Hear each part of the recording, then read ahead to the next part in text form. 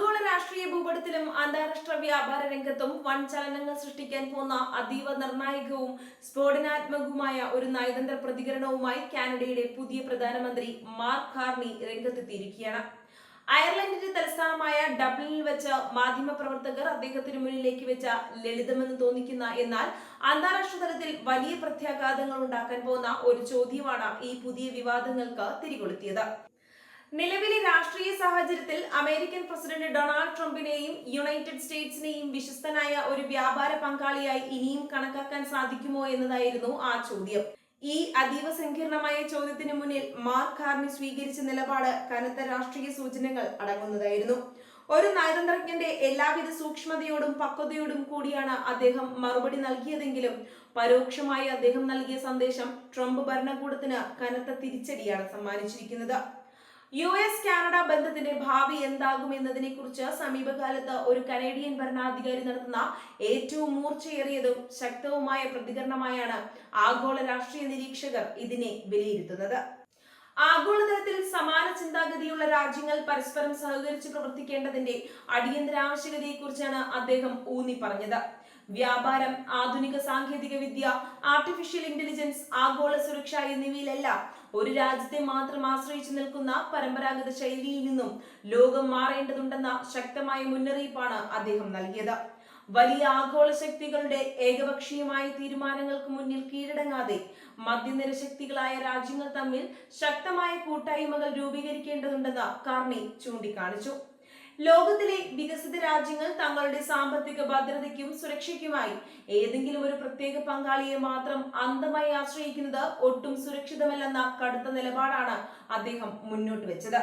ട്രംപിന്റെ America first നയങ്ങൾക്കുള്ള കാനഡയുടെ പരോക്ഷമായ മറുപടിയായാണ് ഇത് വ്യാഖ്യാനിക്കപ്പെടുന്നത്.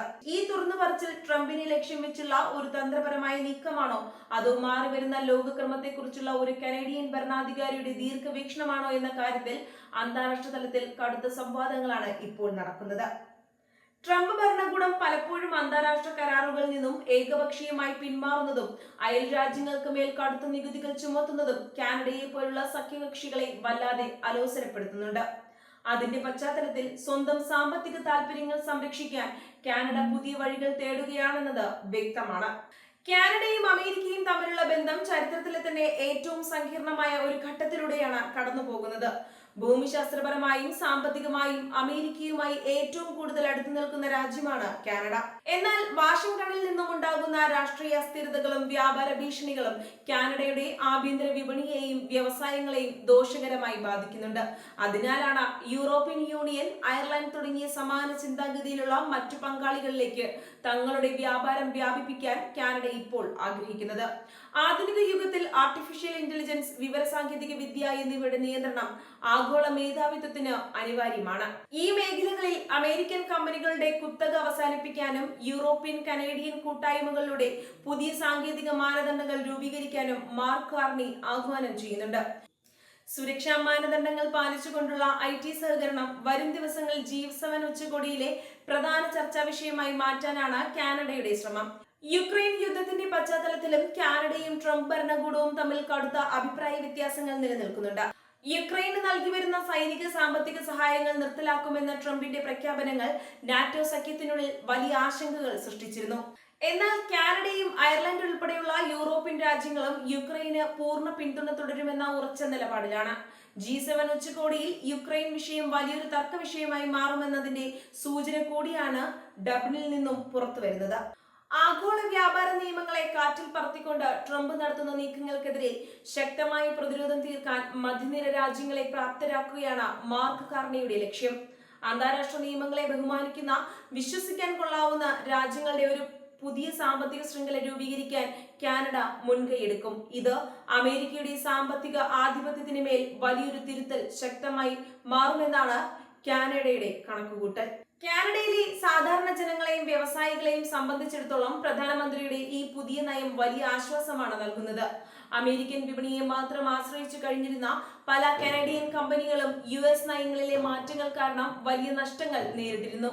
യൂറോപ്പിലേക്കും ഏഷ്യയിലേക്കും പുതിയ വ്യാപാര പാതകൾ തുറക്കുന്നതിലൂടെ കാനഡയുടെ സമ്പദ് വ്യവസ്ഥ കൂടുതൽ ഭദ്രമാകുമെന്നും അമേരിക്കൻ സമ്മർദ്ദങ്ങൾക്ക് വഴങ്ങേണ്ടി വരില്ലെന്നും കനേഡിയൻ ബിസിനസ് ലോകം വിലയിരുത്തുന്നു. ഈ നയതന്ത്ര വടംവലി വരാനിരിക്കുന്ന G7 ഉച്ചകോടിയുടെ അന്തരീക്ഷത്തെ പൂർണ്ണമായും മാറ്റിമറിക്കുമെന്ന ഉറപ്പാണ്. ലോകത്തിലെ ഏറ്റവും വലിയ 7 സമ്പന്ന രാജ്യങ്ങളുടെ കൂട്ടായ്മയായ G7-ൽ അമേരിക്കയും കാനഡയും തമ്മിൽ നേരിട്ട് കൊമ്പുകോർക്കുന്ന അവസ്ഥയാണ് നിലവിലുള്ളത്. ട്രംപിന്റെ കടുത്ത നിലപാടുകൾക്കെതിരെ യൂറോപ്യൻ ശക്തികളെ ഒന്നിപ്പിച്ചു നിർത്തി ഒരു പൊതുമുന്നണി രൂപീകരിക്കാൻ കാനഡ പ്രധാനമന്ത്രി ഈ ഉച്ചകോടി ഉപയോഗപ്പെടുത്തിയേക്കും. അമേരിക്കയെ സംബന്ധിച്ചിടത്തോളം കാനഡയിൽ നിന്നും ഉണ്ടാകുന്ന ഈ പുതിയ വെല്ലുവിളി അത്ര പെട്ടെന്ന് അവഗണിക്കാൻ കഴിയുന്ന ഒന്നല്ല. തങ്ങളുടെ ഏറ്റവും വലിയ വ്യാപാര പങ്കാളികളിൽ ഒന്നായ കാനഡ തങ്ങളെ പരസ്യമായി ആശ്വസിക്കാൻ തുടങ്ങിയത് അന്താരാഷ്ട്ര തലത്തിൽ വാഷിംഗ്ടണിന്റെ വിശ്വസ്തതയ്ക്ക് കനത്ത മങ്ങലേൽപ്പിക്കും.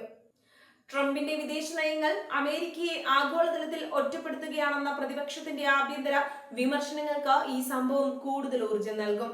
കാനഡയും അയർലൻഡും തമ്മിലുള്ള ഉഭയകക്ഷി ബന്ധം ഈ സന്ദർശനത്തോടെ പുതിയൊരു തലത്തിലേക്ക് ഉയർന്നിരിക്കുകയാണ്. യൂറോപ്യൻ യൂണിയനിലേക്കുള്ള കാനഡയുടെ പ്രധാന പ്രവേശന കവാടമായി അയർലൻഡ് മാറും. സാങ്കേതിക വിദ്യയിലും കാർഷിക മേഖലയിലും ഇരു രാജ്യങ്ങളും തമ്മിൽ പുതിയ കരാറുകളിൽ ഒപ്പുവെച്ചിട്ടുണ്ട്.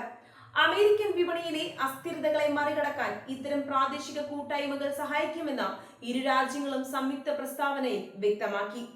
ലോകക്രമത്തിൽ സംഭവിക്കുന്ന വലിയൊരു മാറ്റത്തിന്റെ തുടക്കം കൂടിയാണിത്. രണ്ടാം ലോക മഹായുദ്ധത്തിനു ശേഷം അമേരിക്കയുടെ നേതൃത്വത്തിൽ രൂപം കൊണ്ട ഏകധ്രുവ ലോക സാവധാനം അപ്രത്യക്ഷമാവുകയാണെന്ന് മാർക്ക് കാർണിയുടെ വാക്കുകൾ അടിവരയിടുന്നു. പല ധ്രുവങ്ങളിലായി ചിതറിക്കിടക്കുന്ന പുതിയൊരു ആഗോള സഖ്യമാണ് രൂപപ്പെടുന്നത്. ഇതിൽ മധ്യനിര ശക്തികൾക്ക് നിർണായക പങ്കുണ്ടാകും. ട്രംപ് ഭരണകൂടത്തിന്റെ പ്രതികരണം എന്തായിരിക്കും എന്നതിനെ ആശ്രയിച്ചായിരിക്കും വരും ദിവസങ്ങളിലെ US-കാനഡ ബന്ധം.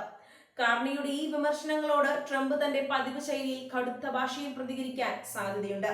കാനഡയിൽ നിന്നുള്ള ഉൽപ്പന്നങ്ങൾക്ക് മേൽ കൂടുതൽ നികുതികൾ ചുമത്തിക്കൊണ്ട് പ്രതികാരം ചെയ്യാൻ ട്രംപ് മടിച്ചേക്കില്ല. ഇത് ഇരു രാജ്യങ്ങളും തമ്മിലുള്ള വ്യാപാര യുദ്ധം കൂടുതൽ വഷളാക്കും.